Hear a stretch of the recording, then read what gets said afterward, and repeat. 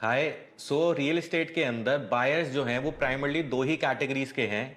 एक वो लोग जो अपने लिए एक ready to move in end use के लिए कोई रेजिडेंशियल प्रॉपर्टी प्लान कर रहे हैं जहां उनको इमीडिएटली शिफ्ट करना है।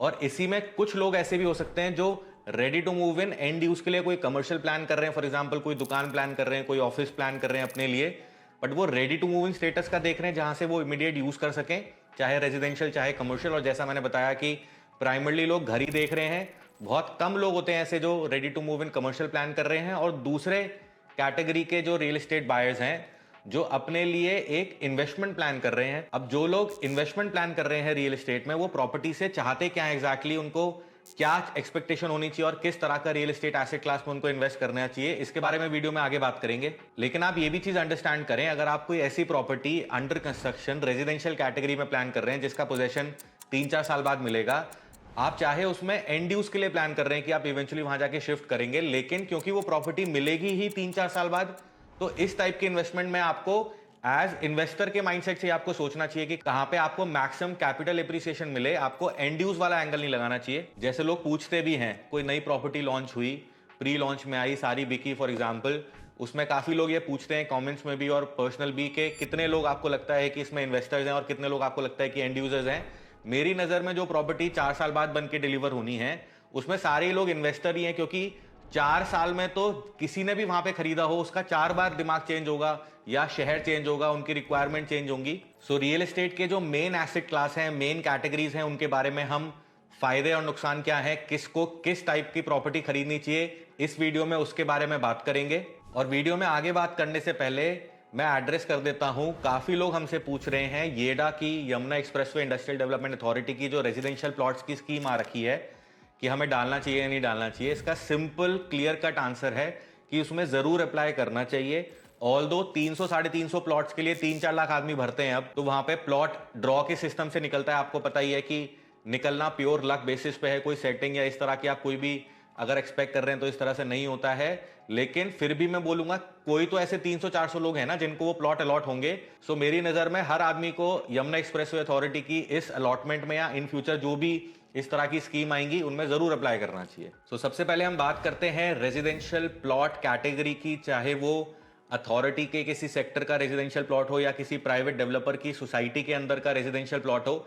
इस कैटेगरी के फायदे और नुकसान देखते हैं। पहले फायदे की अगर हम बात करें, सेंस ऑफ ओनरशिप और control on your property residential plot के अंदर ज्यादा होती है। दूसरा फायदा अगर हम देखें रेजिडेंशियल प्लॉट का, कि हाईली लिक्विड एसेट है, मतलब कि आप जब बेचना चाहें प्लॉट को, चाहे वो किसी भी लोकेशन में हो, किसी भी अथॉरिटी का हो, चाहे वो प्राइवेट डेवलपर का हो, वो हमेशा ही ज्यादा लिक्विड होता है in comparison to any other real estate asset. हाँ, ये जरूर हो सकता है कि आपको एप्रिसिएशन कम मिला हो या ज्यादा मिला हो डिपेंडिंग ऑन मल्टीपल फैक्टर्स, लेकिन आप बेचना चाहेंगे तो इमीडिएटली सेल ऑफ हो जाता है। मार्केट प्राइस से आप थोड़ा ही कम करेंगे अगर अपने प्लॉट को, तो वो इजीली निकल जाएगा। अगला फायदा ये कि प्लॉट का प्राइस हमेशा ही बढ़ता रहता है, क्योंकि उसमें कोई बना हुआ स्ट्रक्चर नहीं है। ऑल्दो अगर आपको पता ही है कि अगर आप बनी हुई कोठी बेचेंगे तो जो कंस्ट्रक्शन में आपने पैसा खर्च किया होगा उसका आपको पैसा नहीं मिलेगा, लेकिन प्लॉट, अगर हम खाली प्लॉट की बात करें तो उसका प्राइस हमेशा ही बढ़ता रहेगा, क्योंकि उसके अंदर कोई भी चीज की क्वालिटी या कंस्ट्रक्शन उसकी डेटोरेट नहीं हो रही। अब ये स्टेटमेंट मैं आपको एक क्विक एग्जांपल से समझाने की कोशिश करता हूं, ऑल्दो ये हाइपोथेटिकल फिगर्स हम ले लेंगे, अभी एग्जैक्ट फिगर्स नहीं ले रहे हैं। 20 साल पहले लेट्स से सेक्टर 44 नोएडा के अंदर 300 मीटर का प्लॉट 1 करोड़ का। उसी दौरान 20 साल पहले एक residential flat in the same sector let's say pearl gateway tower, उसमें 1 करोड़ का फ्लैट। 10 साल बाद, यानी कि आज से 10 साल पहले, 10 साल बाद उस प्लॉट का प्राइस हो गया लेट्स से 4 करोड़, और उस रेजिडेंशियल फ्लैट जिसको बनने में लगे 4-5 साल और उसके बाद 5 साल और, यानी कि आज से 10 साल पहले उस फ्लैट का प्राइस भी हो गया 4 करोड़। तो एक लेवल तक तो फ्लैट का प्राइस और प्लॉट का price in the same location same he appreciation देता है।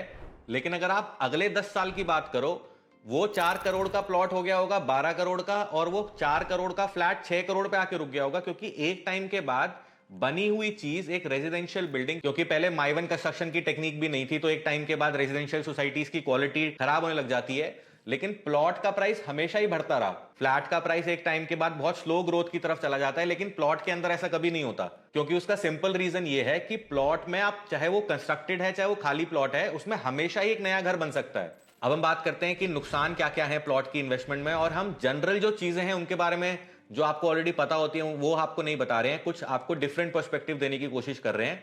सबसे पहला नुकसान तो ये ऑब्वियस कि आपको रेंट नहीं मिल सकता प्लॉट में। अगर आपने 2 करोड़ का प्लॉट लिया, वो 4 साल बाद 4 करोड़ का हो गया, 4 करोड़ के फ्लैट के अंदर फॉर एग्जाम्पल आपको 80,000 के आसपास, 70,000 रुपए के आसपास किराया मिल जाता है, लेकिन प्लॉट के अंदर आपको 70-80,000 रुपए का अगर किराया चाहिए तो आपको उसमें और 1-1.5 करोड़ रुपए डालना पड़ता है।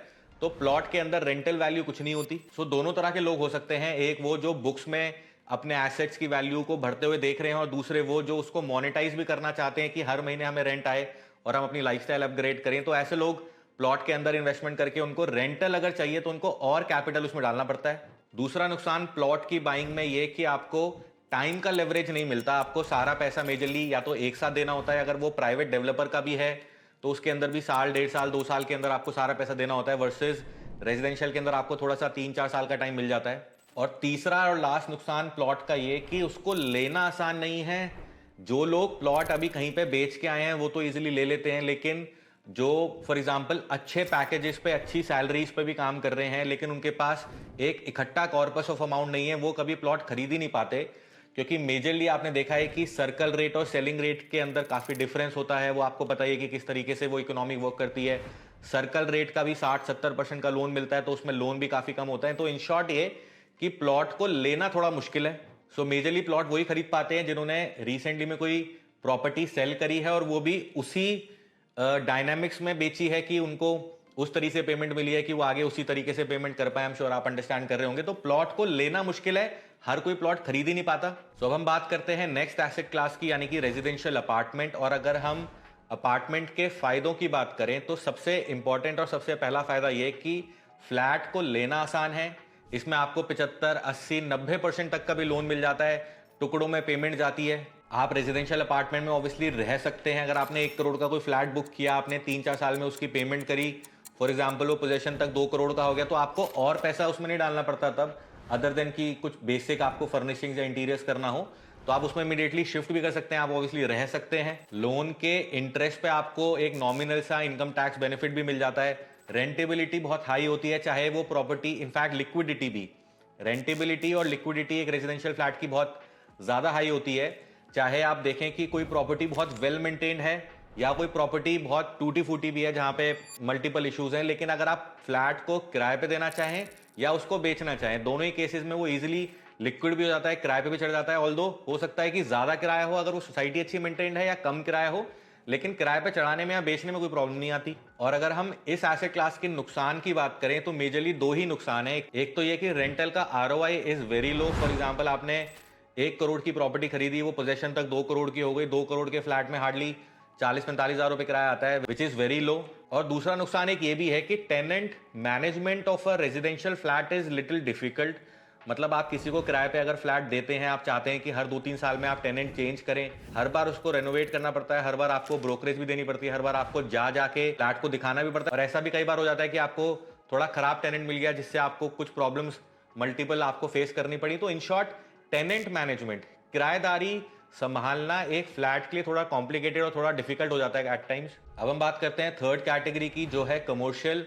चाहे वो कोई दुकान हो, चाहे कोई ऑफिस हो, चाहे कोई स्टूडियो अपार्टमेंट हो। और अगर हम इस एसेट क्लास के फायदे की बात करें तो सबसे पहला और सबसे इंपॉर्टेंट फायदा तो ये कि रेंटल का आरओआई हाईएस्ट होता है बाकी किसी भी एसेट क्लास से। और दूसरा फायदा ये कि टेनेंट मैनेजमेंट भी थोड़ा इजी होता है comparative to residential commercial category के अंदर। स्पेसिफिकली आजकल जो डेवलपर्स हैं, आजकल जो ऑप्शंस आ गए हैं आपके, अच्छे रेस्टोरेंट्स, अच्छे टेनेंट्स, तो आपने एक बार अपनी दुकान या ऑफिस किसी को किराए पे दिया, या इनफैक्ट स्टूडियो भी किराए पे दिया, लंबे लीज एग्रीमेंट्स होते हैं 5 साल के, 9 साल के। आपको पता है कि एक ही बार एग्रीमेंट साइन हो गया, क्या टर्म्स एंड कंडीशंस आगे रहेंगे, कैसे आप निकाल सकते हैं, कैसे वो छोड़ के जा सकता है, कब रेंट का एस्केलेशन होगा। ना तो आपको इस तरह के टेनेंट के अंदर आपको फॉलो करना पड़ता है हर महीने कि भाई किराया नहीं आया। तो टेनेंट मैनेजमेंट तो फॉर श्योर कमर्शियल का कंपैरेटिवली बाकी किसी भी एसेट क्लास से सबसे इजी और हाईएस्ट आरओआई वाला होता है। और अगर हम नुकसान की बात करें तो कंपैरेटिवली रेजिडेंशियल प्लॉट हो या अपार्टमेंट, एक कमर्शियल कैटेगरी का real estate asset less liquid होता है। यानी कि आप बेचना चाहेंगे तो अगर आपको फॉर एग्जाम्पल रेजिडेंशियल को बेचने में 1 हफ्ता लगेगा, तो आपको कमर्शियल को बेचने में हो सकता है 1 महीना, 1.5 महीना लगे। बट ये एक जनरल स्टेटमेंट है। 10 में से 1-2 कमर्शियल ऐसे भी होते हैं जहां पे लिक्विडिटी भी बहुत हाई होती है। जो बहुत हिट हो जाते हैं, लेकिन वो आपको आइडेंटिफाई करने पड़ते हैं ऑब्वियसली। और मैं एक चीज और ऐड करूंगा, अगर आपको कमर्शियल के अंदर लिक्विडिटी भी हाई चाहिए तो ना सिर्फ आपको कमर्शियल प्रोजेक्ट अच्छे से चूज करना है, उस प्रोजेक्ट के अंदर आप ले क्या रहे हैं और वो पर्टिकुलर यूनिट, चाहे वो दुकान है चाहे वो ऑफिस है, आप कौन सा यूनिट ले रहे हैं, ये भी बहुत इंपॉर्टेंट है कल को उसकी लिक्विडिटी के एंगल से अगर आप देखेंगे। अब हम थोड़े अलग एसेट क्लास की भी बात कर लेते हैं शॉर्ट में। पहले हम बात करते हैं विला की। विला एक प्योर एंड यूज प्रोडक्ट है। जो लोग इन्वेस्टमेंट के लिए विला खरीदना चाहते हैं, बेटर है कि आप कोई रेजिडेंशियल अपार्टमेंट या फिर आप कोई प्लॉट में इन्वेस्ट करें, वहां पे आपको ज्यादा कैपिटल एप्रिसिएशन मिलेगा रात देना विला। अब आप मुझे एग्जांपल्स मत बताइएगा कमेंट्स में कि यहाँ पे विला इस प्राइस में लॉन्च हुआ था और आज इस प्राइस का हो गया, क्योंकि मैं आपको अगर एग्जांपल फिर प्लॉट के बताऊंगा इन the same duration in the same vicinity, तो प्लॉट का आपको ज्यादा दिखेगा।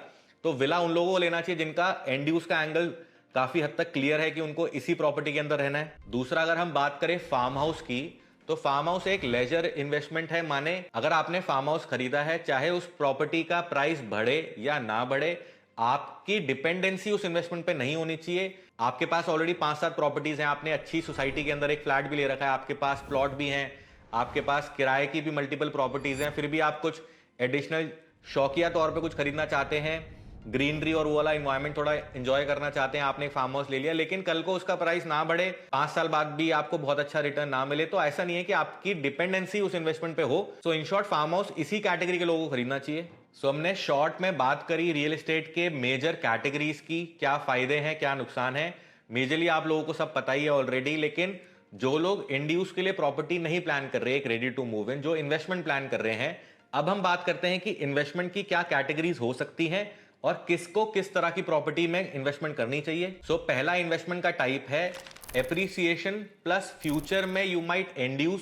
यानी अभी आपके पास एक अपना घर नहीं है, अभी आप रेंट पे रह रहे हैं, तो आपको एक रेजिडेंशियल अपार्टमेंट में ही इन्वेस्ट करना चाहिए, चाहे आप उसी फ्लैट में रहेंगे इन फ्यूचर या चाहे नहीं रहेंगे। फॉर एग्जाम्पल, आपने 2 करोड़ का कोई फ्लैट बुक किया, 3-4 साल में उसकी पेमेंट गई, जब उस प्रॉपर्टी का पोजेशन मिला, जिस टाइम आप इन्वेस्टमेंट कर रहे थे आप चाहते थे कि आपका कैपिटल ग्रो हो जाए, अब वो फ्लैट फॉर एग्जांपल 2 करोड़ से 3 करोड़ का हो गया, लेकिन उस दौरान तक आपका डिसीजन ये हुआ कि आप नोएडा से अब पुणे शिफ्ट हो रहे हैं फॉर एग्जांपल, या बैंगलोर शिफ्ट हो रहे हैं, तो एटलीस्ट आपके पास बैकअप में एक प्रॉपर्टी है नोएडा में। लेट्स से इस प्रॉपर्टी को आपने किराए पे चढ़ा दिया, यहां से जो किराया आ रहा है वो आप बैंगलोर में पे कर रहे हैं, और इवेंचुअली जब आपने डिसाइड कर लिया एक एज आने के बाद कि अब मुझे इसी शहर में सेटल होना है, उस टाइम आपने नोएडा की अपनी प्रॉपर्टी सेल करके पुणे में एक अपार्टमेंट ले लिया। सो इन शॉर्ट, पहला इन्वेस्टमेंट की category appreciation plus might self use, चाहे आप उसी शहर में उसी प्रॉपर्टी को जिसको आप खरीद रहे हैं उसमें रहें, या इनफैक्ट आपका शहर ही चेंज हो जाए या आप